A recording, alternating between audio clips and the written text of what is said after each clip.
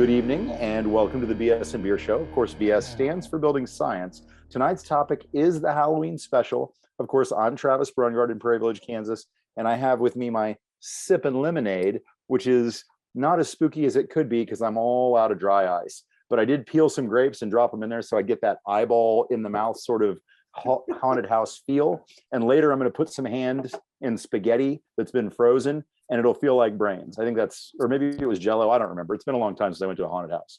Anyway, BS and Beer is an independent grassroots movement to share building science knowledge through local meetup groups and this, our Zoom show. The Brew Crew and our guests volunteer our time each month to bring you what we hope is a fun and informative discussion. Now, if you're interested in starting your own group, and there have been a lot of you lately reaching out to me about that, and I really am excited about all the new groups. I know they just started one in Nashville. That's real. There's stuff going on in the north. Michael may already have all this in the presentation notes later, but there are a lot of new groups popping up and we're really excited and enthused. Anything we can do to help, please let us know. Of course, you could kind of circumvent that process by going to our website, thebsandbeershow.com, which has all that information. So if you don't want to waste time in my DMs, go straight to the source. Mike's already filled all that in for you. So that's there for you to use. That's enough of me bloviating. I want to just thank Green Building Advisor and Fine Home Building Magazine, and then I'll turn it over to Mike. Thank you, Travis. Yeah, I actually did not get as far as keeping up with all the new groups. They're actually growing at such a pace, it's hard to keep up. But I know there's one, Robbie Schwartz is starting one in the, it's either Denver or Colorado Springs area. Somebody just reached out to me. They're starting one in Cleveland. I was just at the one in Orono, Maine, which has been going on all summer and is popular, and it's really cool how this idea is growing, that it's really easy to set up your local group. Josty just joined in. He has one going in Cincinnati. So that's cool. And yeah, so general announcements, find the chat box at the bottom of your screen to participate, post questions and comments there. Please be sure to click all panelists and attendees or everyone or something to that effect. It's different on every computer, every device. Otherwise, Zoom tends to revert to panelists only, which means only we can see your comments. Fine Home Building sends out Zoom reminders each month. If you want to receive those as well as other information, join our mailing list at thebsandbeershow.com or check out the monthly BS and Beer post on Green Building Advisor. There are multiple ways to stay in touch depending on how much you want filling up your inbox. The video recording of tonight's show will be available at Green Building Advisor, and all past shows can be found on YouTube and through a link at thebsandbeershow.com. For special announcements, registration is open, I believe, for the Texas Building Science Symposium. The Southwest Building Science Symposium just happened, and I hear it was a smashing success. Another one. It was great fun. Yeah.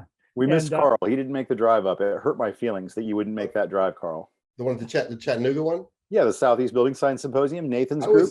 2 hours. I was in Portugal. Oh, well, that's more than 2 hours. You get a pass. Thanks to sponsors, the registration fee for that conference is a bargain. So it's really an excellent value. Another thing going on is Emily primarily is doing a pretty good house training series through Fine Home Building. They're calling it the Sustainable Building Accelerator. It's three classes that sort of cover what we talk about in the Pretty Good House book. The other Pretty Good House authors and various other building science experts will also show up at various points, but it's really sort of Emily's driving it. She's an expert building science educator, and we'll put a link to both of those things in the chat box. And Ben is not here. Travis, do you want to go through the introductions? I would be happy to do that. And I did see a message from Michael saying that he just needs a link. So if we can get him plugged in, if Michael were watching, he would know that you can go to Green Building Advisor and register at any time for any BS and Beer show. So for any of those folks who are thinking, gosh, I don't get the weekly newsletter, or excuse me, the monthly newsletter as a reminder from Mike and the MailChimp, that's the back door in. You just go straight to the source. So I'm going to handle Ben's introductions. And rather than introduce Michael, who's not quite here yet, I'm going to start with Carl. Our friend Carl Seville is the principal at SK Collaborative. He is a principal. I don't know, how many principals do you have, Carl? 2. Just 2. Okay, so you are a principal at Right. SK Collaborative, and you have about 30 years of experience in renovation and home. Actually, it's over 40 now.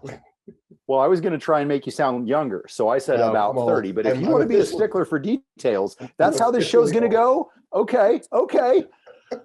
So about 40 years of experience in renovation and home construction. Now, Carl, he owned and operated Sawhorse Incorporated, which is one of the largest design build renovation firms in Atlanta, for over 25 years. He's a Green Globes professional, a HERS rater, an NGBS master verifier, a lead green rater, an Earthcraft and Enterprise Green Communities technical advisor, and he holds the lead AP Homes designation. Phew. Carl has served on the boards of directors for the Greater Atlanta Home Builders Association, the Atlanta chapter of NARI, or NARI, depending on where you're from, the Green Building Subcommittee, and the Green Building Education Curriculum Committee of NAHB, as well as NARI's Green Remodeling Education Committee, the Georgia Governor's Energy Policy Council, the USGBC Residential Green Building Advocate for Atlanta, and is a member of the Board of Atlanta branch of the USGBC. Now, if that doesn't impress you, I don't know what would. That's all the letters, all the designations, and all I need to know from you now, Carl, is what are you drinking? I'm drinking water tonight. I'm not drinking much beer these days. Sorry. I'm old. The horrors continue on this scary, scary Halloween show. Truly Carl terrifying. Seville has given up beer for a short period of time. How is he going to survive spooky season? Yeah. Did Michael get a link, by the way? I emailed him mine. I also emailed him a link to Green Building Advisor, which is a site that he should already be familiar with. I believe he's written for it from time to time, or at least logged on and been in the forums. And I think if you concentrate real hard, you can muster Mike Main's entering your name in the forums, but you have to like do a little seance. There's a Ouija board, a sleight of hand. There's a lot of things at play. And if you can imagine, if all of us concentrate hard enough together, imagining Michael Anschel joining the show, you can see him in your mind's eye. I'll just go ahead and tell you about Michael. He is heavily involved in the green building movement. He led the green remodeling group in the development of. He's in. Somebody promote him to host. Oh, is that MA? Yes. Wow, isn't he? I'm in the middle of his introduction, Carl. You're killing me. I had a vibe going. Sorry, but no, it's okay. It'll be better with him on because the introduction is meaningless if he doesn't show up. Exactly, and frankly, right. The presentation will be much better if he brings it than if I have to pantomime it to Phil. All right. So Michael Anschel, who should appear and materialize on your screen magically any moment now with the magic of spooky season, Michael Anschel is heavily involved in the green building movement. He led the green remodeling group in the development of Minnesota's Green Star certified green homes and remodeling. He's considered by some to be the most progressive and rigorous green residential building standard in the U.S. Oh, not he is. I think the sum is him. It's just him staring into the mirror and saying, There he who's is. the most progressive and rigorous green residential building guy? This guy right here with 2 thumbs. No, that standard is considered by some to be the most progressive and rigorous green residential building standard in the U.S. I would say Living Building Challenge might have something to say about that, but I don't know. Just a little tougher. It's an asterisk. After serving as the interim director of that group, he works to facilitate the adoption and incorporation of green building techniques into the entire residential construction industry. And that is verified. That's not hearsay. Michael's also the owner and principal of Otagawa Anschel Design Build LLC, or Otagawa Anschel, depending on if you're a Midwesterner. I like that long A. I'm from Kansas City. Get over it. A nationally recognized award-winning design build firm that focuses on older residential homes. And I stretched it out long enough that Michael's on screen. It's perfection. Jesus, it's taking you long enough. My God. Okay, the important question is, have you finished our presentation yet? Close enough. Close enough. Michael, I told him, I said, you are Lucy with the football, and I am Charlie Brown. Every year, you promise me you will do these things on time, and every year you get later and later. This is definitely the latest that I've ever cut it. Oh, yeah. ever. 15 Mission minutes Impossible after the music. Start time. That's good. That's impressive. Yeah. Well, I just introduced you, but I didn't give you the opportunity to tell us what you're drinking tonight, Michael. Well, so I'm gonna run upstairs and I'm gonna grab my beverage so that I can be drinking something other than coffee. But I will be drinking an imperial stout at 12% alcohol from a local brewery here. Why don't you just get started with the presentation and you can drink it afterwards? We've waited long enough for you. Move it. Let's get this show on the road. Wait, what? I don't get a beverage? No, Wait, what? Have you guys all done your introductions? we have wasted 15 minutes waiting for you to show up. Wow. And I think it was impressive filling, by the way. Yeah, that was excellent, Travis. Really good job. That was very impressive. All right. Okay. All right. Let's see here. Let's see if I can drive this ship. Carl cracks the whip. How are you guys doing? Fantastic, Michael. Welcome to the party, pal. As Nice of you to show up, Michael. As Mr. John McClane would say, welcome to the party, pal. All That's right. I have to say, I had the pleasure of meeting Michael in person this summer for the first time. And because I've only seen him either on Zoom or with Carl doing Green Police stuff, I thought you were like, 5'6" or 5'8" or something like that. Michael, you're at least as tall as I am. You're at least 6 feet. Carl is just like 7'2" Wait or a something. second. He's a midget. He's not 6 feet tall. Sure he is. Aren't you? You're close to my height. I'm 5'10" and a half. I'm a little shy. All right. I just have good posture sometimes. All right. Well, I don't, and I'm getting old, so probably it balances out. But anybody next to Carl looks short. He is so short. He couldn't reach the filter on the top of a heat pump water heater once. That is true. And for that, I gave it an F. Also, heat pump water heaters in Minnesota are just, they're dumb. So another reason to give it an F. the Green Police strikes again. You guys are relentless. Yeah, we are. Is anything out of your jurisdiction? I mean, I've got alcohol. Carl's got marijuana covered. I mean, what else is there? Yes. Cocaine. We don't the cover that. psychedelics. Yeah, no, that's in the past. I will need to have screen sharing capabilities. Oh, right. Push Yes. this forward. Sorry, I forgot. I have responsibilities tonight. I forgot. Let me see how I can. Just to rub it in, Michael, I went and got my second beer while you have none. Well, I know he has to go upstairs, so I'm not waiting for him to do that. Travis, I love you and I hate you right now. So this is good. We're in a perfect spot. That's kind of my relationship with you as well. Michael, it looks like, is there a green square on the bottom of your screen for share screen? It looks like maybe Kylie already All did it right, for you. There we go. man, this took long enough. This is supposed to be fun, Carl. Loosen up. Yeah, I know. It's challenging. It's challenging to be fun with him. Him and my wife. Come on now. All right. So this happy Halloween. We decided to take on true crimes and mysteries. And it this is year. a grab bag of just useless information, basically. It is just a smorgasbord of mostly Carl's vacation pictures, to be honest. So we have a series of acts here. I think we'll manage to fill the time out. So let's jump right into it. First. We have a couple categories here. We have architorture, the sliding door debacle. Actually, it's a sliding door the way you've written it, just so we know. It is a sliding door the way I've written it. Because Scariest spelling I've ever seen of sliding Yes. door. It's a past tense sliding door. We have our torture chamber episode, and then we have, of course, the Great Tulip Massacre of May 15th. So, first, I think we should be very afraid here. I feel like it's our obligation. How many of these have we shown over the years? I just drove by this building one day, the day they were putting these downspouts up, and that's what they did. They did change it actually a couple of days later, but it's like, I thought it's like, yeah, that's not really smart.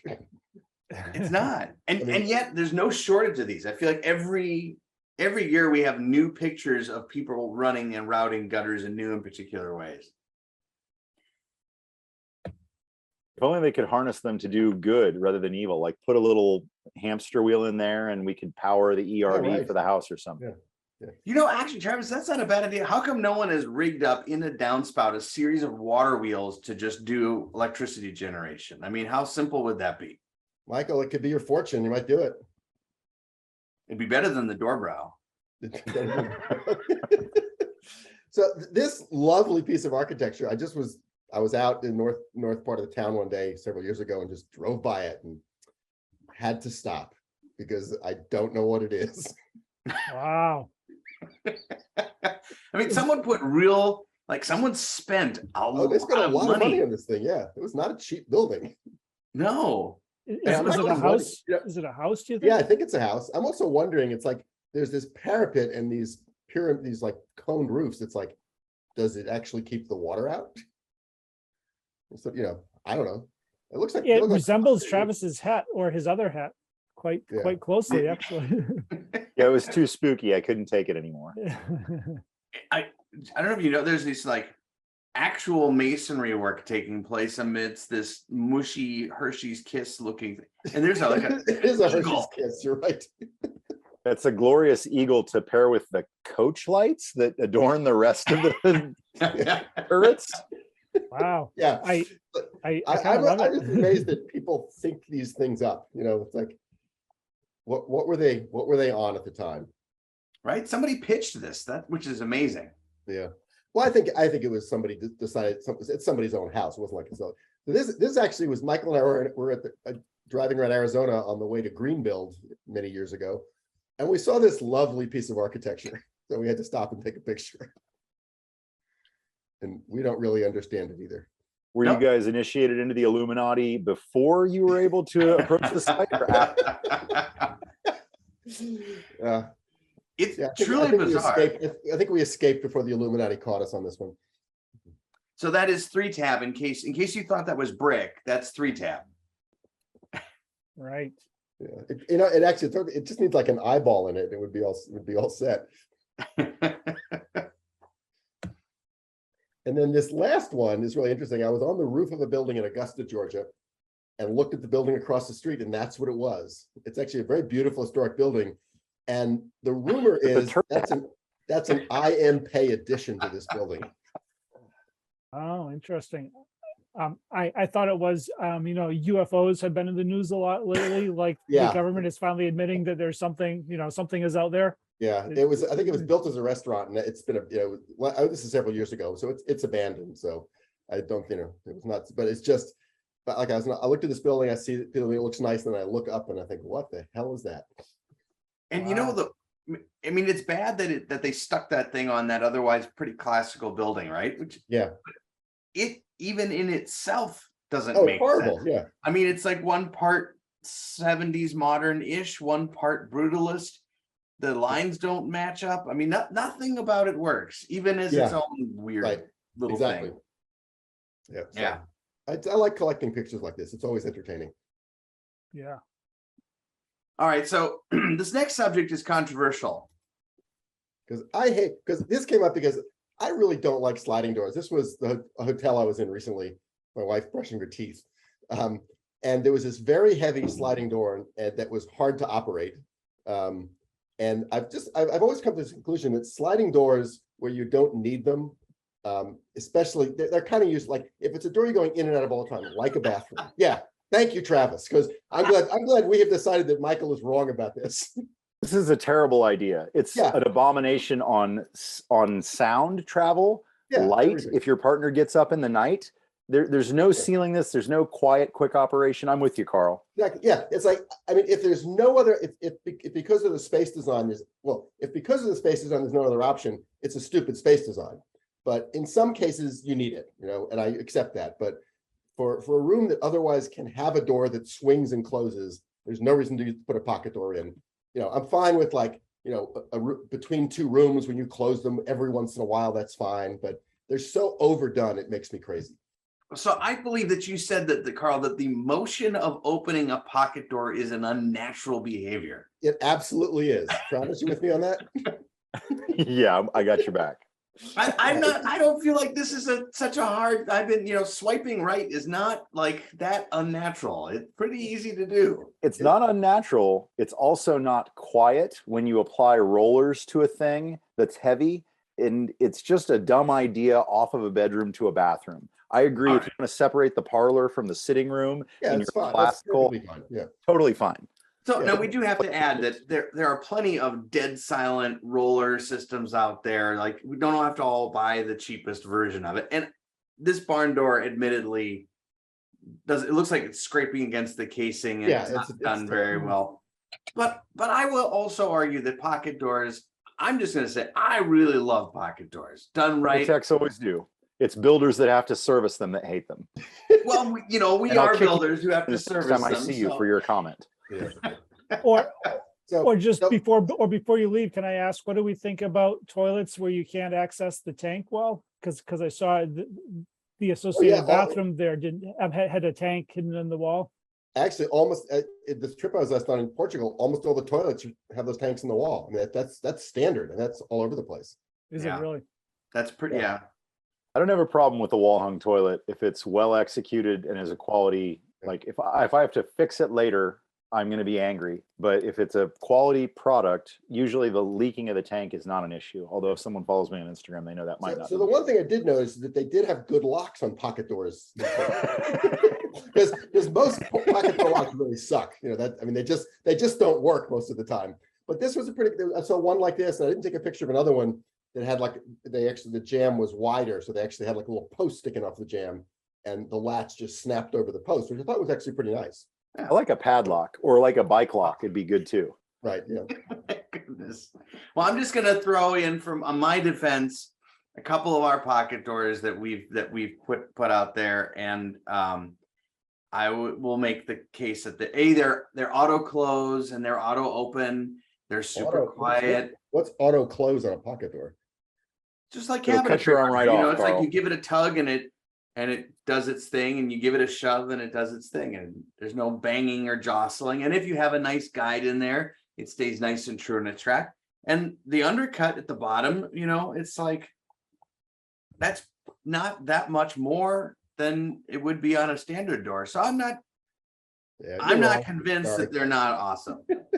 Those are awesome just because they're visually interesting. Yeah, they're beautiful. It's a beautiful door. That's what I meant. But that door could be equally as beautiful if it was swinging. No, Agreed. come on. Then you'd see it all the time. Then you'd get to enjoy it whether it was open or closed.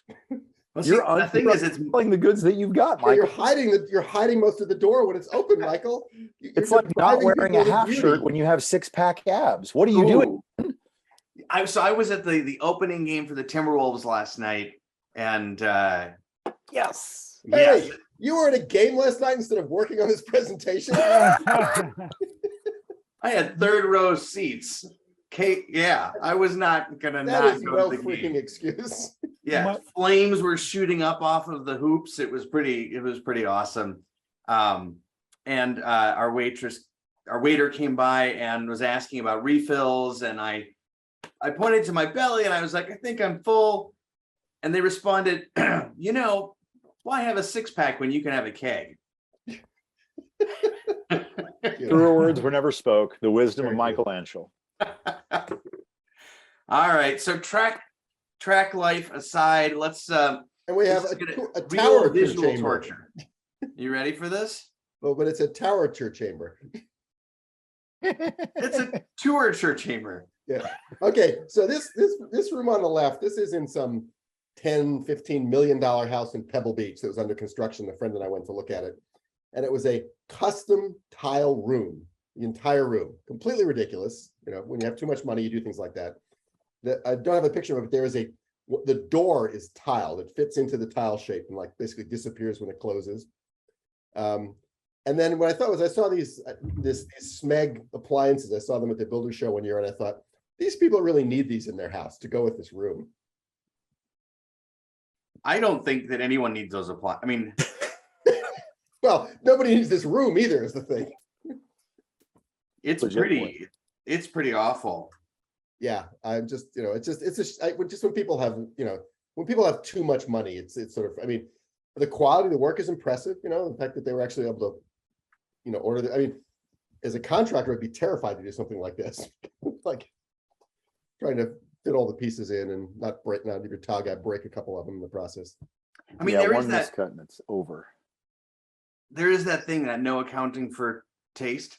You Yes, know, where exactly. sometimes there's just the client has the cash, and so that's what happens. But Mhm.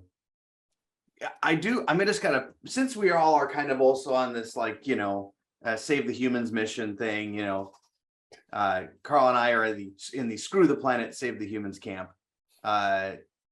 The amount of, if you think about like all the efforts that are put into like reducing carbon and trying to, you know, use less material, and then you have this, which arguably, you know, projects like this, things like this that will be done and undone and redone and undone.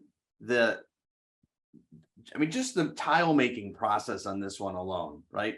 Yeah. Just the firing of that kiln and all the time and energy that went into that, and then shipping all that stuff, and then customizing all of those appliances. It kind of, I'm not don't want to like poo-poo the fun atmosphere here, but you know, I feel like for everything that we try to do over on this side, there's this whole culture of waste on the other side that is just undoes it all. But Oh yeah, yeah. And actually, well, I used to be a contractor, you guys are contractors, and that culture of waste is basically what's paid everybody's salary. Fair point. all right, sorry for being a downer there. Ooh.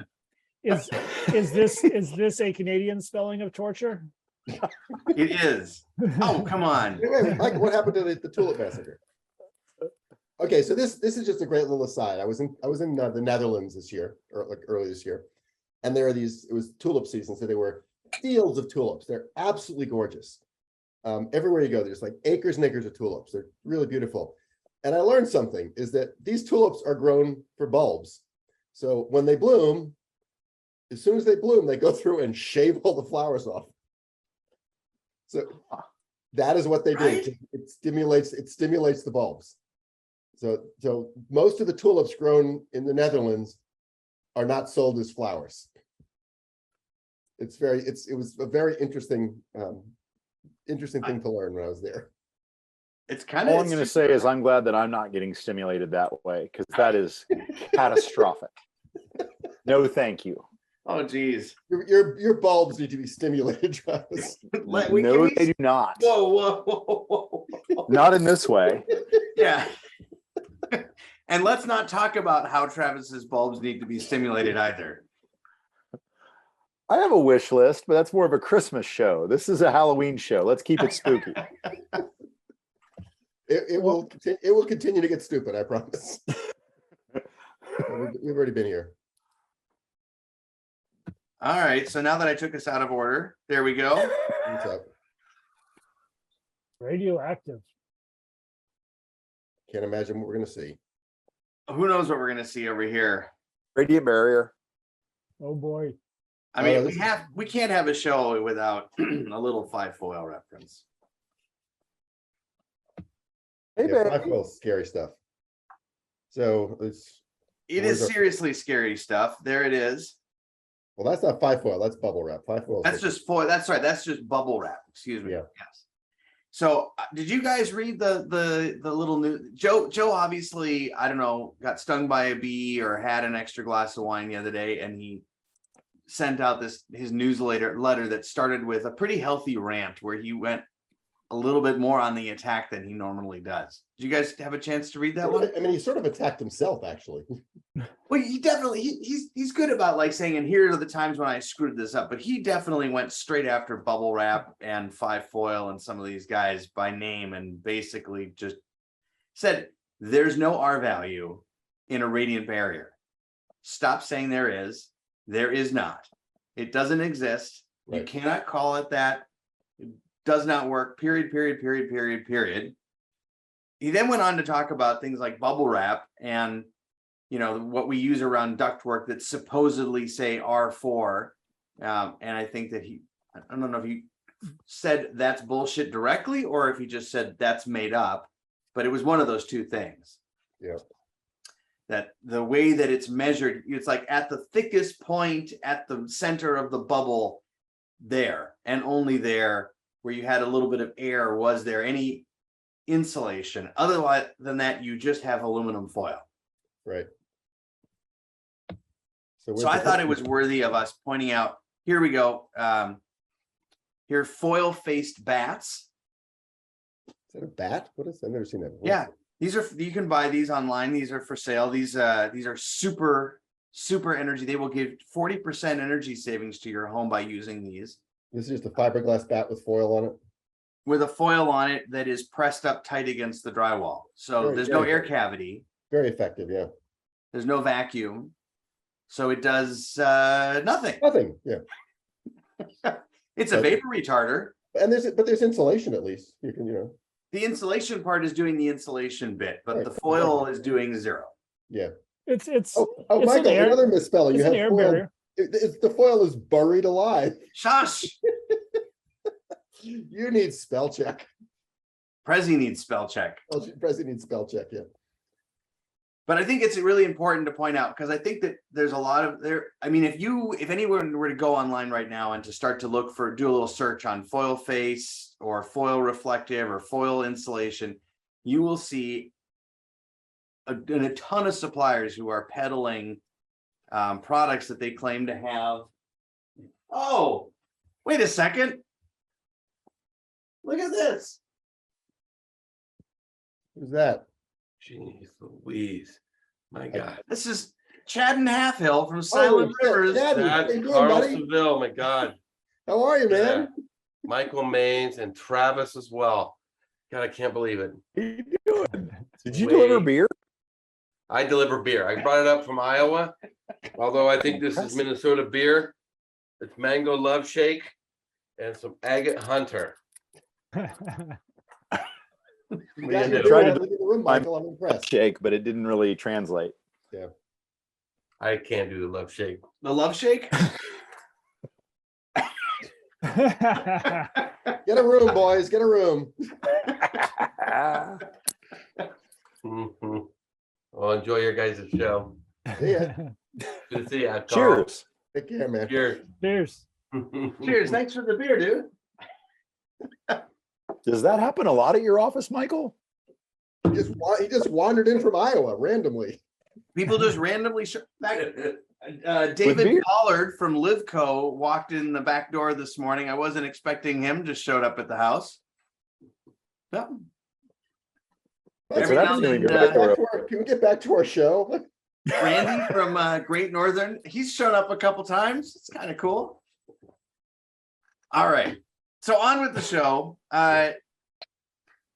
Foil Bur- needs air or a vacuum Or magic? or and a little magic in order to be of any use. So this stuff on the left, this is actual code compliant, theoretically code compliant work in Florida. They are allowed to use foil insulation and nothing else on a CMU wall. It meets the code requirement. And it's just terrifying that they actually let them do that.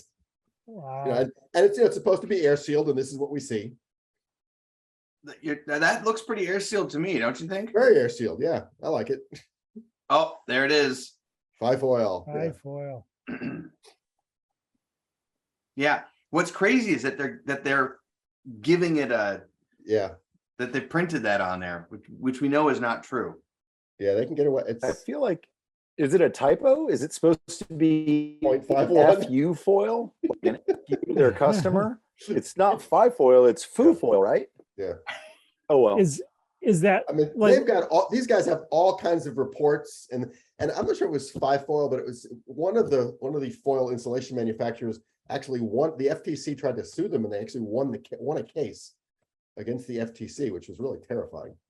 And I in the newest version of NGBS is in development. I tried to get them to add a requirement that any foil installations can't be used by themselves. They have to be used in conjunction with regular insulation, and the task group didn't buy it, which I just couldn't believe. They Wow. just if the stuff's installed according to the instructions, which it never is, but Yeah, this is just awful. I mean, it's just terrifying. I believe that maybe it was these folks or one of the other bubble wrappy type folks a number of years ago went to the Fraunhofer Institute in Bavaria, Germany. They were determined to prove that their insulation did work because they were sick of people saying that it didn't. They went through the laboratory tests, they got the results. The results were not the results that they wanted to So get. they never published them, right?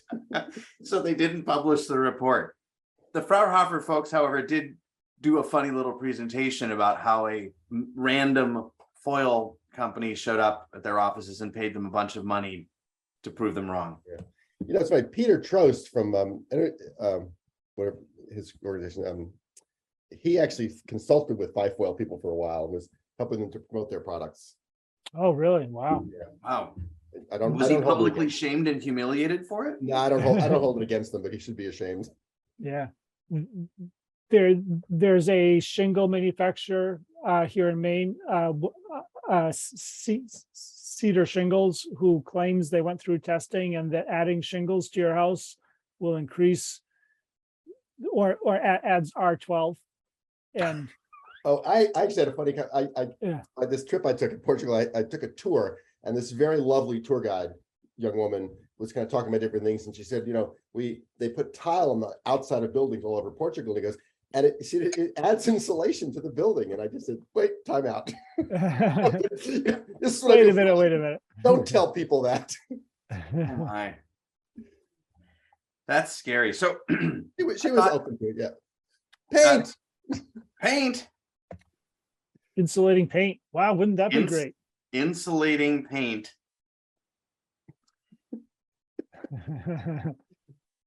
So have you tried this stuff, Michael? say again. Have you tried this stuff? Which stuff? Insulate. Pimp my house. Joint or You know? insulate, either one. So I thought this was interesting. I decided to pull this from their website. This reads like something between who's that Canadian nut job? Joe Seabrick? No, You have to not be more Joe, specific. and not John Straub. The dangerous one.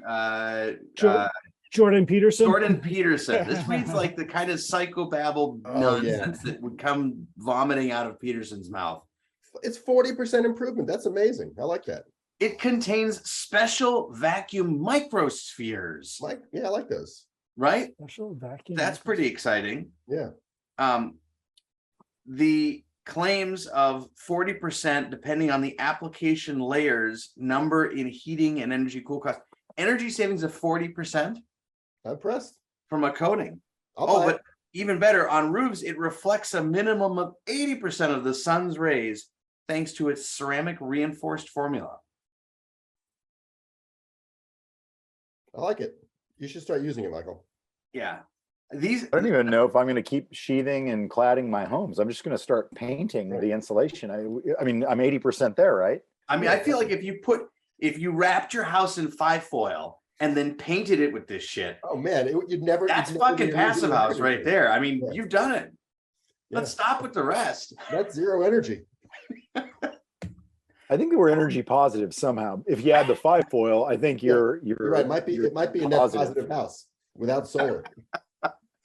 Can I you want- actually paint the 5-foil? Like if you paint the 5-foil, are you then at 100%, 120% improvement? Yeah, just really add it right. Perfect. I Everything. think Michael everything Mann's adds just up. invented cold fusion. Yeah. The next fine building home, you should pitch this idea to them. See if they'll bite. I feel like I may have overstayed my welcome at FHB, but I'll give it a go. And we just missed another misspelling of Michael's. He left a U out of vacuum. No, I didn't. Yes, you did. Become. Oh wait, it's a family show. All right. So this is a crime. I mean, the crime of the century really has been and continues to, well, I mean, 5-foil obviously is the crime of the century along with insulating paint, but foundation insulation. See some knuckle cracking. I'm ready. Over Let's there. go. Let's do it. Yeah, this All right. is, Michael, who lives, he lives in the tundra, he's got his thing. I totally agree with you. Plastic on the inside of a wall, that's a crime. That's a total crime. That's the diaper in weight. But yeah, That is Michael's the got his diaper hand in up his weight. ass about all insulation absolutely has to go on the outside of foundations. And while I recognize that it is better, it doesn't work in all, it's not required in all climates, and it doesn't work in all situations. So we're not going to talk about anything south of the Mason-Dixon line for the next 4.5 minutes. We're just going to focus on cold stuff. Where people shouldn't live. We're I don't want to derail your presentation, but I'm north of Mason-Dixon, and I always insulate inside because outside can't be protected from degradation and inside can. So I make the turn, and it's really not that complicated. We do it with lots of things in our houses. But proceed. Okay. Enjoy your presentation. I'm enjoying it. Yeah. Well, well, Go ahead, Michael. I built the wrong way. I mean, this is 28 years of building, and I definitely built a lot of stuff the wrong way or the hard way for at least a couple of decades. So, I don't hold it against you, Travis. I know that someday, it'll like, We'll see that it'll see be Michael's this life. moment, and it'll be like, oh my God, this whole I'm time. worried that you might be building in some sort of hermetically sealed sphere. Like, are you building only inside of biosphere? Are you living in the Truman Show, but it's the Anschel Show? Because we have snakes, rodents, termites, all manner of exterior forces that can act on an unprotected insulation below grade, none of which can affect my interior insulation below grade. And it's magical the way my homes perform. Come on down. I like how you mute after that. That's good. That's like a little mic drop. It's pretty awesome. So let's just note a couple things. First, at least in our state, Did you just introduce bullshit? Michael Maines likes insulating in the interior, and he's as cold as you are, Michael. I mean, I have to be, I'll be dead honest, all flippancy aside. I have, we insulated on the inside for so long. And on existing homes, we still like that's the only option available to us. Working with DOE and working on the Build America team and working with the Cold Climate Center for Research and some really, really amazing test huts and testing that was done, over the last decade or so. There was a lot that we learned about, and you'd think we'd know it already, but there was a lot that we learned about how foundations work, how CMU works below grade, how poured works below grade, how insulations perform below grade. And all of that led to the decision or the scientific community coalescing around this moving of insulation below grade to the exterior to match what we do above grade. And I definitely resisted it for a while until it became the law. So, now it's just the law, and that's what's required of all new construction. They require exterior insulation in the tundra where you live? Minnesota, the requirement is for exterior insulation below grade, a minimum of R10. Below grade and if you put R15 below grade, if you put all 3 inches of insulation below grade, not only does the requirement for interior insulation disappear, but the requirement for interior drain tile disappears along with it. So now you have exterior drain tile, 3 inches or R15 of insulation. But now I think this is the thing is like we build all kinds of stuff that experiences all kinds of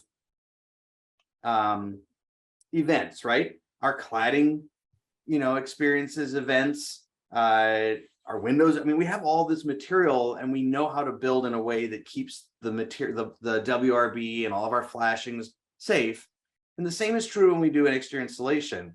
You still need to have some sort of hydrostatic pressure release. You still need to have a protection board. There's still elements that come along with it. But what you do get is a super dry foundation. and no shifting line control layers, no jogging in and around rim joists. It actually becomes the details and the detailing become a lot more idiot proof. So I should go on mute now. And you know about idiots, right, Michael?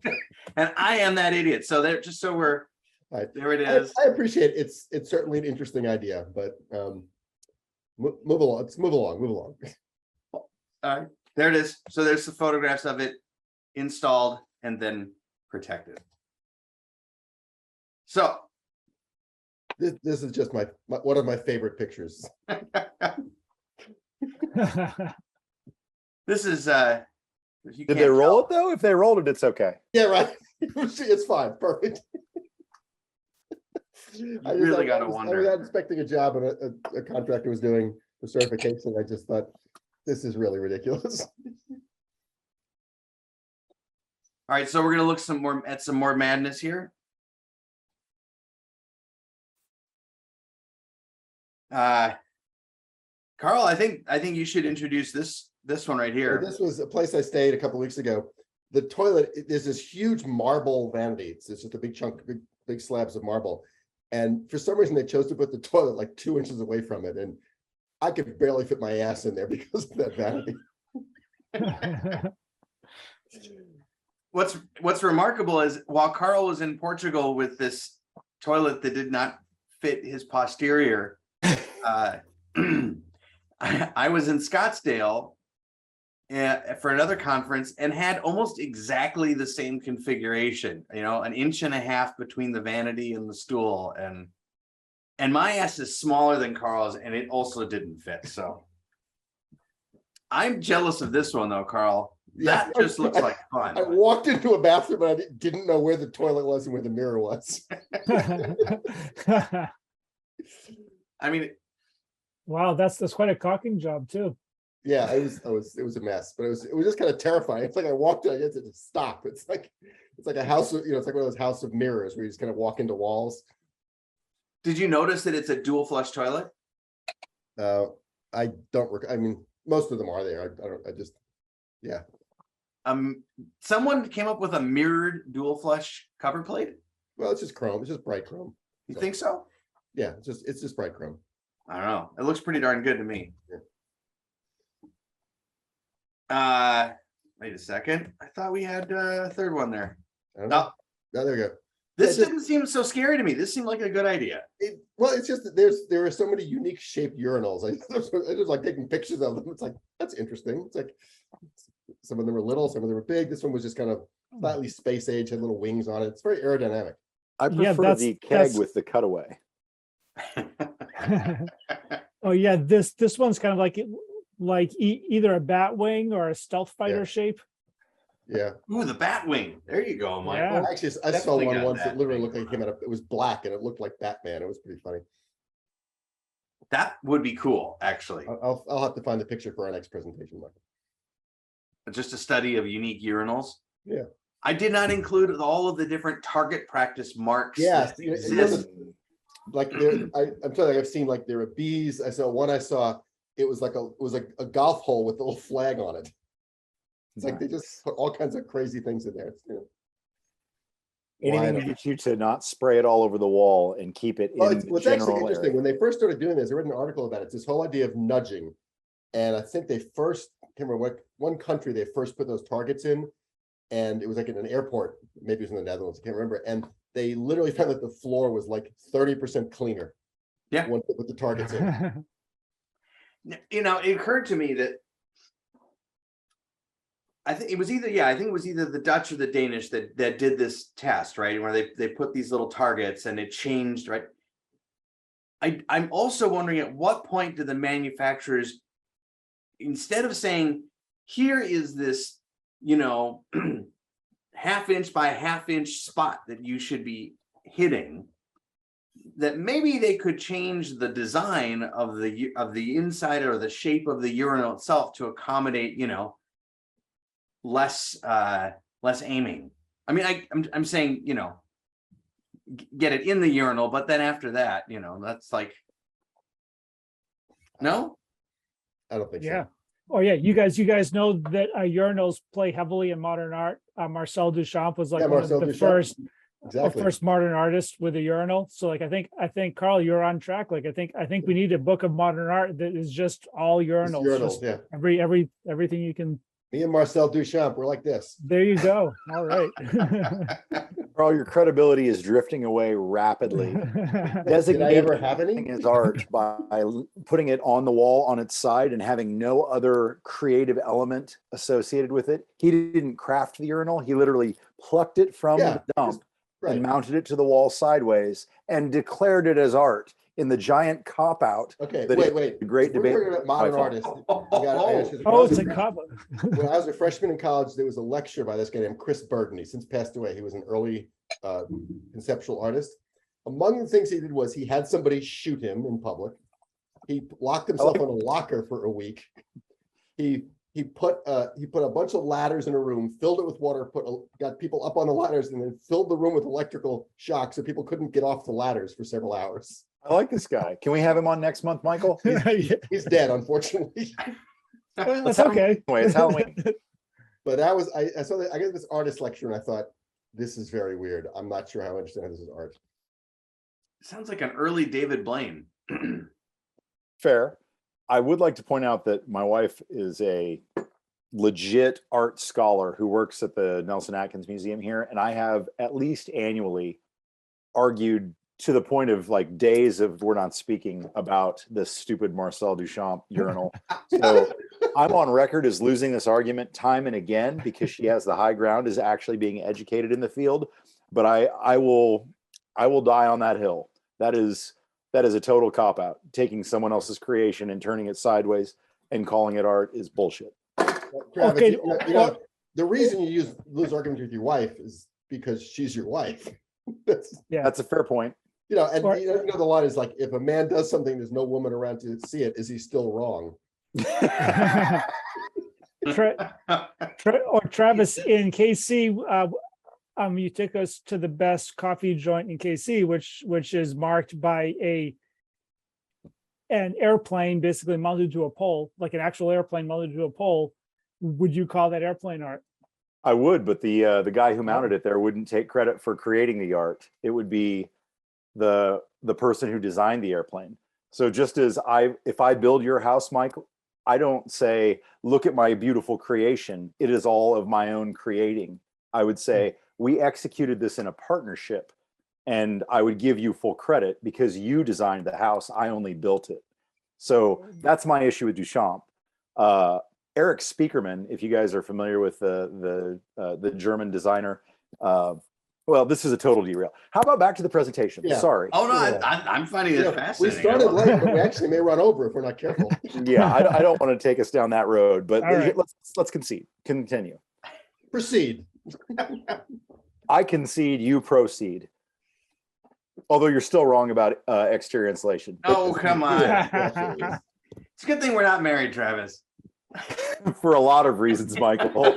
I prefer women, but going on As from do there, I. we would never agree on insulation or pop art. You would go to bed angry and cold and tired and hungry. So it just Oh wait, that sounds familiar. No, we're fine. Continue. all right. Who's this guy? Who's this guy? Martin H. Well, Martin H didn't really develop it, but he did endorse it. And it wouldn't be a Green Police presentation without a picture of A it. door brow. Martin did not develop it. Martin promoted the door brow once after he saw it at a trade show, and we just tortured him for it. We couldn't, you know, it's just the stupidest thing we've ever seen. And it's no longer made, thankfully. Continue to torture. I mean, this is the gift that just will never ever stop giving. But it looks exactly like a roof kickout flashing, just larger scale. Yeah, but it's except that also- it's reverse flashed. You Yeah, know, it's reverse nailed to the flashed. piece It is of reverse stucco. flashed. Yeah. And what is the extension was like? What was it, 6 or 7 inches or something? It like shielded the top eighth of Yeah, the I mean, door. it might keep a little bit of water from wicking in and wrapping around the door frame, but it's just, I mean, it might make a slight improvement in certain situations, but it's just, you know, Somebody thought of it, designed it, sold it, went out of business. Travis, I see the chat box going kind of nuts. Are people agreeing or disagreeing with us on this? They just want you to do your presentation and for me to shut up, which I get a lot. It's kind of sort of my stock in trade. So everything's right on brand. Please continue. Or actually, Allison Bales wants to talk about art, but Well, I thought you wanted to talk about Portugal. Both Frank and are, Mark. both are quite interesting. So now, this one we've actually seen some of these pictures before, but this is I'm trying to think how long the Frankenwall has been in process. This is my restaurant. Is that it? Yeah. Okay. So thank you for finding these pictures. So this is a restaurant near my house. I walked by it one day, a few days before this, and saw that they had basically put tongue and groove siding outside miter on the outside of a building. And I basically said, that's going to fail. And this was 2 days later. I'm so glad I didn't build that crap for you. Yeah. It was just like, I mean, I have so many pictures of basically people building with essentially trying to build furniture outside, which just makes me crazy. So this has been going on for years. I mean, the restaurant's still there. It's actually a good little burger joint. So, But it failed before they were done with construction, right? This is what's yeah. And so they we've basically tuned it up and they put like a outside corner trim to sort of make it better. And then this is can you move it? I guess the picture can't get in front. You got it. whoa. So Whoa. then everything just started rotting away. That's another part of the building. That's I don't know, it's the same thing. It's what are you doing, Michael? Stop. I don't know. It went Okay. kind of So crazy. then it started rotting. Wait, come back. Dude, this is trippy. I need my Dramamine. There we go. So that's what happened. This is a couple of years later. This is what it looked like. So I literally walk by this restaurant all the time. It's a couple of blocks from my house, and it's when I used to drink regularly, it was literally on the path between my house and my favorite beer bar. Did you guys ever have that toy when you were a kid that was like a series of blocks with a set of ribbons woven through it? It was called the Jacob's Ladder. Yeah. That's what that looks like to me. Like we just Kind need of, a few more ribbons and we can flip it all over We and can flip it, right? make one go all the way up or down. Yeah, so it looked like this. So then one day they decided to fix it. So I went by and they had like at least 3 different times a house wrap, some self-adherent, some Tyvek, reverse flashed. I mean, it's like, and they didn't. I mean, this is amazing. And they didn't like flash that louver. They didn't flash anything. And then they just re-sided it with cedar shingles. They didn't even roll the hydro gap. Yeah. Well, actually, the hydro gap's lapped, but the other stuff isn't. And But you still have to roll it. It's all you can see. It's all like. But at least it's lapped. But okay, it's hydro gap, Tyvek, and zip tape, and Obadiah vented. It's like, what? Where did this come from? And then some places they just clearly didn't care. I mean, I just took these pictures one day. I just walked by and snapped all these pictures. Wow. Yeah. You know, it's entertaining. It's an abomination, a cacophony of systems. At least now they have shingles and corner boards, so at least it won't like peel off the building right away, Actually, it'll probably rot, but we just won't know it until after it's really falling apart. I love that I actually think it's a metal yeah. frame building, so it won't, the structure will never rot. It'll just rust. I love their determination on patching rather than fixing. Yeah, it was just terrifying. Let's see here. What do we got next? Oh, that was the wall that would not die, which we just did. Yeah. Well, You never got those pictures in there, Michael? no, we didn't do that one. We were I gonna think you should Travis, just, just for you. just tell us about it. It'll be like pantomime, just there was no pooping. There was Antwerp on the screen. Just tell us, Antwerp is interesting, and I wish Michael had been a little more on top of things and be able to finish the presentation. There's this beautiful museum in Antwerp that has like 10-foot tall, basically corrugated glass walls. Oh, And they're exquisite.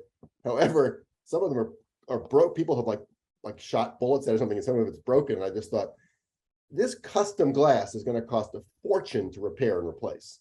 Just like it's beautiful. It's a gorgeous building, but it just makes no sense kind of functionally. And it reminded me of there's a Frank Lloyd Wright house in Carmel on the coast that I got, actually, it's on tour like once a year and I got to visit. And it's a typical low slung Frank Lloyd Wright house. And there's metal, there's basically metal casement windows, but the where the windows hit the stone, they're actually, the glass goes into the stone. It's literally mortared in the stone. Michael, we lost your presentation. No, I know you're talking. Oh, he's finishing the presentation. He's Seizing He's this Googling opportunity. Antwerp glass wall. yeah, no, he's actually got the pictures. So I know, so you have this beautiful Frank Lloyd Wright house that if the glass breaks, you have to tear the stone apart from the building to replace the glass. I just Oh yes, sustainable design at its finest. Yeah. So I guess Michael's decided to do his homework at the last minute. Oh, knock it off, you. Hey, do you guys want to talk about time zones and how they work? What? I'm sorry. Was that a low blow? Yeah. We just had There's dead air. there and it that's is. my job on There's the your show is wavy to fill the glass. dead air. No, Yeah. it's not. We don't see it yet. You don't see it? Nope. We're just looking. We see, I think it's a dahlia and some yeah, orange circles. we're just seeing the main presentation, Michael. There we go. There we go. Ooh, That's the stuff. And That then is and if you look straight ahead, it's broken. It's got a big hole in it. Oh yeah, it does. Oh, yeah. And I thought, like, what's it going to take to replace? It's beautiful. What's it going to take to replace this stuff? Oh my gosh. Yeah, that's sad, isn't it? Yeah. Antwerp really delivered. I'm glad you went back for that. Thank you. Cool. How about no pooping?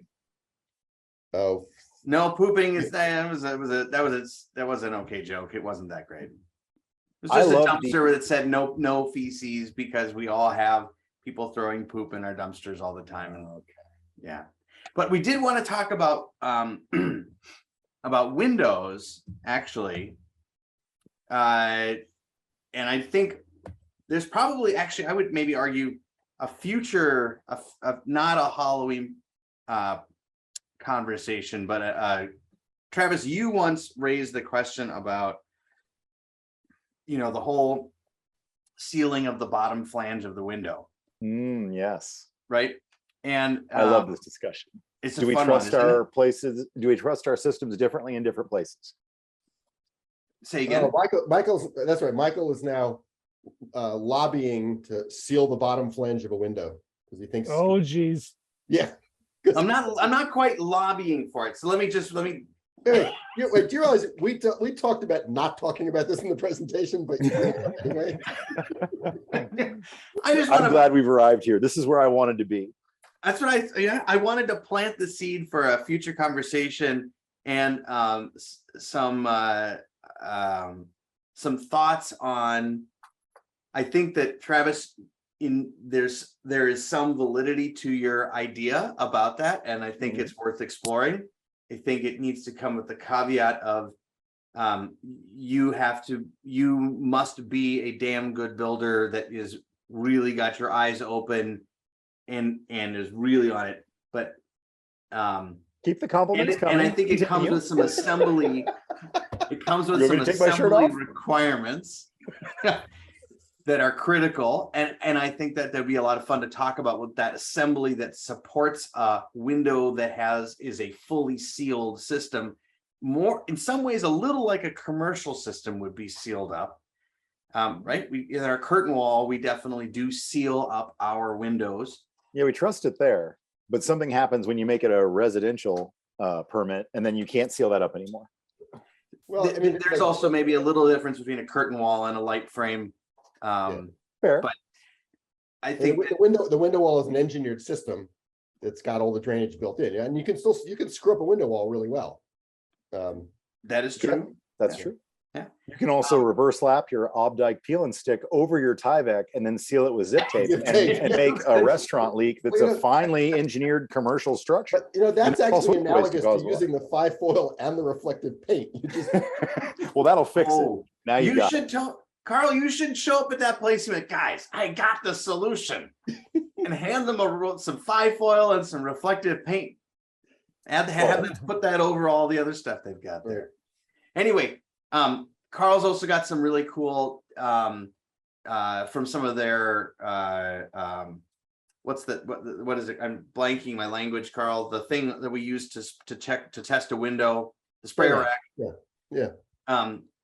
That maybe I think part of that conversation then needs to talk about the window manufacturer's responsibility or ability to actually build a weather tight unit, and how those, our skills at the wall and then the manufacturer's component at the part that we're putting in.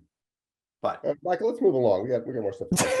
I don't know. I thought Carl's Travis had was enough going of to this take the crap. bait. I thought he was going to start to tell us why he thinks it's such a great idea.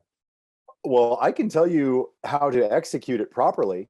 And I can tell you that the failure in the system is not the tape from the window frame to the wall. That's not where we're leaking. So if our concern is that we're going to, basically, what I don't like is that we suspend disbelief in certain areas and not in others. Like, it's the same product. If I put it here, if I put it here, it's the same. It has the same properties. I trust it completely here, and I'm not worried about it at all. But when I put it down here, I'm like, oh no, hold on a second. Or actually, I guess it'd be the inverse. I don't trust it at my head flashing. It's going to leak like crazy. So I have to leave the bottom open, right? Well, no, if you put a decent size overhang on the house, you have good protection. You're not in a coastal environment where you're taking lateral rain that's wind driven, that's going to move water up walls. You're probably in a pretty low risk situation. If you detail your stuff properly, you could theoretically air seal and water seal, manage your air and water control at the exterior, because the window is going to leak inside the window and drain out the weep holes if you're a decent installer, of which I am. So I don't do it on every job, but if I have proper overhangs and I have a good system in place and the right labor on the site, I feel very confident taping the bottom as well as the sides and top. But I will say, on other projects where I have a more greater exposure, less protection, unless I have a rain screen to give me some real protection, I would not advise it. And I don't advise others to do it who are not as disciplined in their work. I would not want to put it out there. I wouldn't write an article for Fine Homing like, oh, everyone should do this. Hey, JLC, put this out here. Everybody go ahead and Travis, at the dinner in Atlanta, I was talking to one of the Huber women, Huber next to me, and I was talking about some issues with my framer doing a terrible job of my house. And I have 3-foot overhangs and a rain screen. I thought, from a moisture management standpoint, I could have probably gotten away without even taping the zip sheathing because the way it's, I did tape it anyway for air and everything, but just say a big overhang and rain screens are, incredibly forgiving. You can do almost anything and get away with it. I mean, the rain screen is the airbag. That is the seatbelt and airbag, right? It's pretty huge. And Travis and I are gonna agree on something. Hold on. Uh-oh. Yeah, no, I also agree with Travis that a properly installed window with an airtight WRB you can fully seal that fenestration, and that the leakage, not for all units, but for certain window manufacturers' units, that they will leak and they will drain out their weep holes. Yeah. Note, recently I had a window from Sierra Pacific that came out to a job site, and the weep holes were on the top of the window. Ooh, nice. I feel like those won't work as well. Yeah. Nope. Oh, yeah. And for those of us who work in coastal environments, I've had multiple projects where the weep holes worked perfectly, except when the wind is blowing consistently too strongly for the weep holes to actually weep water. They just actually continually take on water until they overwhelm the interior. So it's really fun to deal with interior waterfalls from the exterior weep hole system. Coastal is is problematic. There's the other caveat, right? Coastal, that's a pretty big caveat. Although we saw this, with the last hurricane that came through, someone took a photo and they had water was about halfway up their window and it was not leaking. And they thought, someone should use this as an advertisement for their window. But I think that the pressure of the water against the glass and the seals probably had more to do with that than anything. But anyway, all right. Let's move along, Michael. Let's move along. Carl's so done with us. Sorry, Carl. I won't come visit you for Christmas. Just forget it. So it's no presentation is not complete with some classic tales of horror. I like my two favorites are Just Needs More Tape. You know, why not? Just keep adding more and more tape. More layers of tape. Yeah. There's more layers of Oh, and tape. it's not rolled, which is really nice. It's definitely not rolled. They didn't tape the bottom flange. They did not tape the bottom flange. I don't know what they did there. Is that a hole in the sheathing up there? You don't have to roll the tape next to a gaping hole. Yeah. Go back down to that. Was Yeah, that what happened there? side of the building? Did they take cannon fire on this building? Is this coast? It looks like a shotgun. No, this is My- your standard Baltimore style construction. Or Michael, it looks like your tile designs with all the funky angles and stuff. Like maybe this is all aesthetic.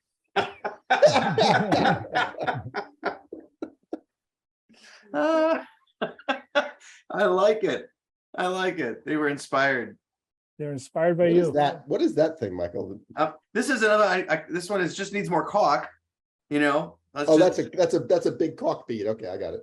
That is lots and lots and lots of. Yep. It didn't stop. It didn't stop the wood from rotting. Yeah. It did a great job of making sure that the water all stayed, in there nicely. Mhm. Was this at the bottom of a commercially installed window? Because that's where I usually see that much caulking. And those are sealed systems. You don't have to tape at the bottom of the window on those. Yeah, I find it amazing that how many people really don't quite understand that concept that water flows downhill. Or the number of realtors who will tell people they'll walk by a stucco house that has some cracks in the stucco, and they'll say, well, make sure if you buy that house that you go and caulk all those cracks now. Right. All right. What have we got in here? Oh, Carl finds some creepy stuff. Yeah. In category of creepy AF, we have Cereal store. This one was in Barcelona, actually. You can an go El in and- Flaco. Go in and buy a bowl of cereal for a meal. I do like both Nesquik and Cookie Crisp. Those are quality cereals if you ever need that much sugar I'll as the keep that start in of your mind. day. Thank you. Are you Travis? Are you a cereal guy? I had my years of surviving on cereal, but no, I grew up and I think I eat some granola occasionally now. But the kids like the Cinnamon Toast Crunch, and every once in a while I'll mix in a little Nesquik. My son loves the Cookie Crisp, and I am on board. How about you? Eggs. I'm an eggs English muffin with marmalade. Well, that's very cosmopolitan of you. I've never met anyone that ate marmalade. I have friends who love Vegemite, but marmalade sounds like do you dress as Paddington Bear when you head to the office in the morning? I have a little yellow hat around here somewhere. I put it on. You really are adorable. Carl was right. Wait. I never said that. Oh, no, he was like an elf. I took that I to mean think like quite the small and opposite. adorable. Is that Yeah. not what you meant? I never. You are putting words in my mouth. Michael, what about you? I am a intermittent fasting guy these days, and I don't eat breakfast. Well, that seems like a cop out. That's like you took a urinal and stuck it on the wall somewhere. What the hell? You're taking credit for Jordan Peterson's ideas. Oh, Hashtag art. Carl, you're an oatmeal man. You're like oatmeal, I'm fruit and yogurt. fruit and yogurt. Fruit and plain yogurt every day. All right. now that that's settled. I think that's more cosmopolitan than the marmalade. It's very European, and the fruit and the. Yeah, I like it. I once had when I was a contractor, some guy called me. He had this design for a porch that literally had a slope roof going down to a vertical wall. And I just said, I'm sorry, I will not build this for you. Somebody did.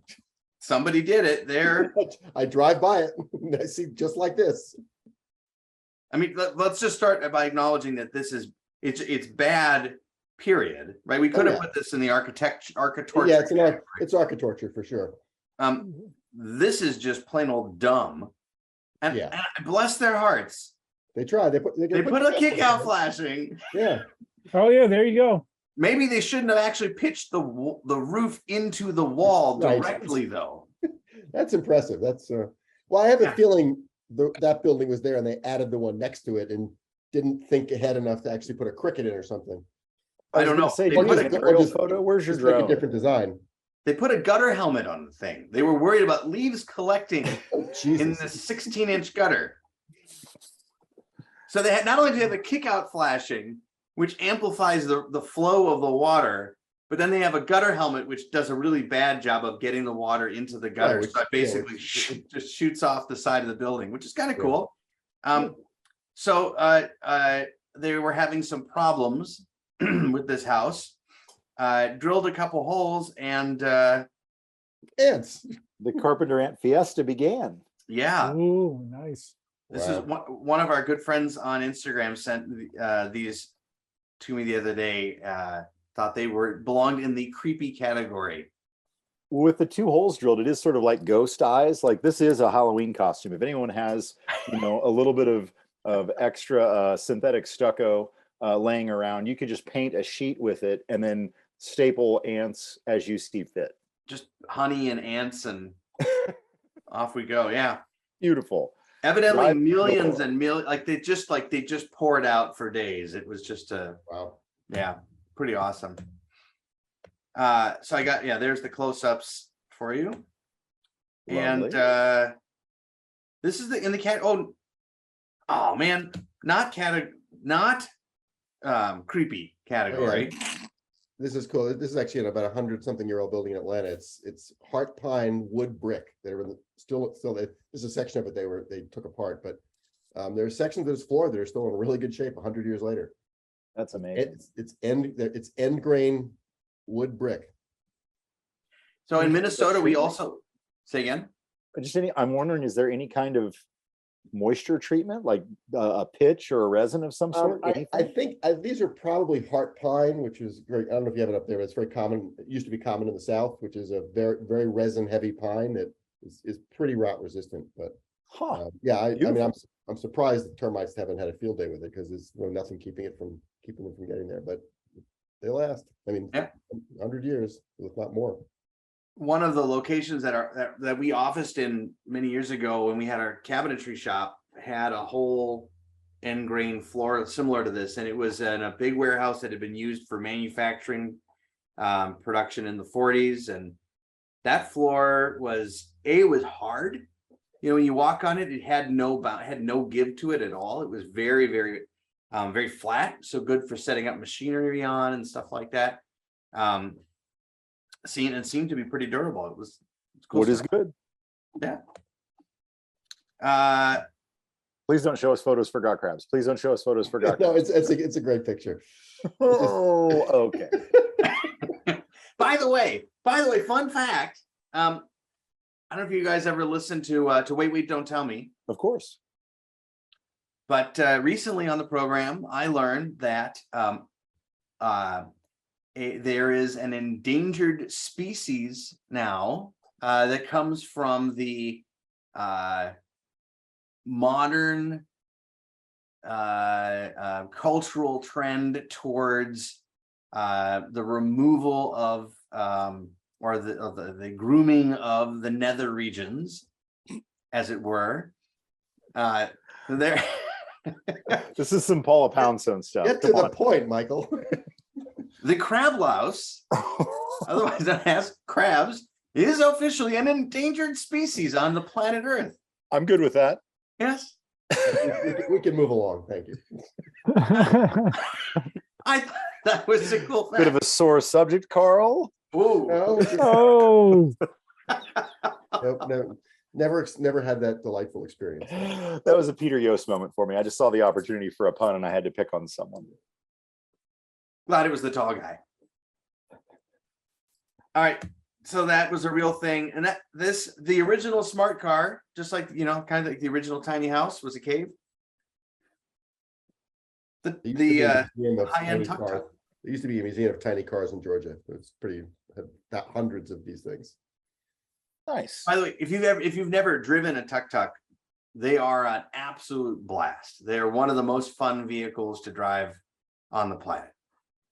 It's like an underpowered lawnmower engine. They do about a max speed of 20 miles an hour, throttle in one hand, clutch in the other. They flip really easily, and they are an absolute scream. If you pothole that's a half an inch deep feels like you hit the Grand Canyon. Sounds lovely. They are fun. They are really actually quite a lot of fun to drive. This was incredibly cool. I'm up on I saw this on the top of some arch in Lisbon is looking at, and all over Lisbon roofs, the tile roofs have these steps on them for maintenance. Can you guys see the steps? They are so cool. I mean, they're everywhere. They're just built, they're tiles that are built in as steps to walk around. That makes sense. Yeah, it's I love That's a great idea. and then I actually got to walk on one. There was a roof in this park that there was a big level change. I was able to like step on the roof and try the little steps. It was very interesting. Nicely done. I like it. Yeah, and I was very, because I had a tile roof house a long time ago once, and not that I was going to climb on the roof. I'd never seen these before. I'd never seen them in the US. I think it's super cool. I would love to see this. And I was noticing that they're almost like built-in turtles as well. You know? Yeah, I'm not sure if they're Vents? intended as vents. I'm not, I mean, clay roofs are naturally vented. yeah, they're naturally vented, so I'm not sure that I'm not sure why I have the holes in them. It's just some other reason. Pretty cool. Nice beer, by the way, Carl. And I think we're almost at the end here. Yeah, I think so. Do we have pictures of the spawn, or did you not get them in? The spawn. Your choice of words. There we go. Carl is spawning some interesting. This is a dog that at 5 a.m. when she wakes up to go out, it is my wife's dog. That makes sense. And actually, it's her dog all the time. That's my two grandsons. The one Arthur's on the left, and Sam is the new arrival. He's about 8 months old, and he's just got the funniest smile. He's got big eyes and a funny smile. It is super cute. And I couldn't get this to jump in to the presentation the way I wanted. So there's no sound, or do we not care about the sound? Hold on. This is Carlene's commentary on our presentation, Carl. I can't hear what she's saying. I can't hear her. Oh, you can't hear it? Well, it's not loud enough. Can't make it out. I hear noise, and that's it. She's saying terrible. Well, who put the presentation together? That's the important point. I fully own the misspellings, the misslides. Ugh. I love it. That was I think it great, was guys. fantastic. Thank you. That was perfect. It was just what we needed for a little levity in the middle of a dark autumn where we're low on beer, and we only see Carl if you go to his house. You can't get him out to a symposium. You can't get him on the BS and Beer show. And then here he is, a beacon of hope. I would come on the show anytime you ask me. Well, with you and Michael, it's always a dinner pleasure. with you. Like I had dinner with you like 3 weeks ago or 4 weeks ago. But I've missed you since then. Oh, thank you.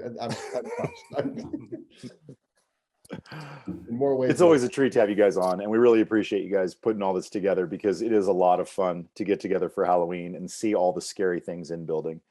So I will sign off on my behalf and hand it over to Mike to close us out. But thank you as always, gentlemen. It really is a pleasure.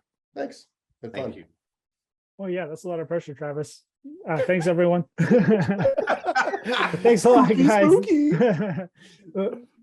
Or surprise. Yeah, no, that was great. Michael, thanks for really building up the anticipation and concern by and showing worry. up 15 minutes late with an incomplete presentation. He was letting the anticipation build. It's a classic move. It was really fun to watch Carl like his stress just build like a boiler until he was like that is his favorite entertainment.